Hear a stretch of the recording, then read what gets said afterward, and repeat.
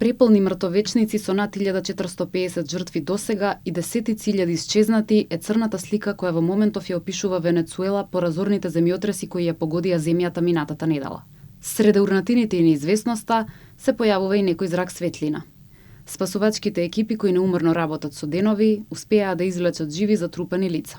Во текот на викендот спасени се најмалку 33 луѓе, а вистинско чудо е и пронаоѓањето на татко и неговиот син тинејџер 4 дена по трагедијата. Операцијата за спасување ја водеа членови на француската цивилна заштита и американски тим за пребарување, кој ден претходно извлекоа мајка и нејзиното 9-месечно бебе од под урнатините.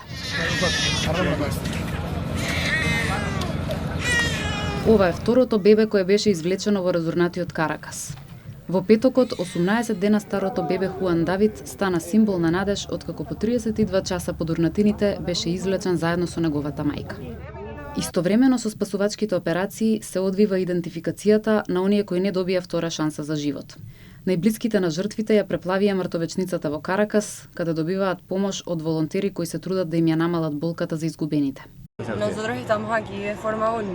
Ние сме тука доброволно, да им бидеме поддршка на семејствата и на службениците кои неуморно работат уште од средата. Работат на се што е поврзано со згрижувањето на телата, извршувањето на обдукциите, нивно предавање на семејствата и издавањето на посмртните документи, а ние ги примаме сите донации и се трудиме да им дадеме поддршка на семејствата во овие тешки моменти. И покрај меѓународната помош која пристигнува од сите страни, ситуацијата во Венецуела е алармантна. Нема доволно вода за пиење за близу 7 милиони луѓе на кои итно им е потребно за солниште и медицинска помош.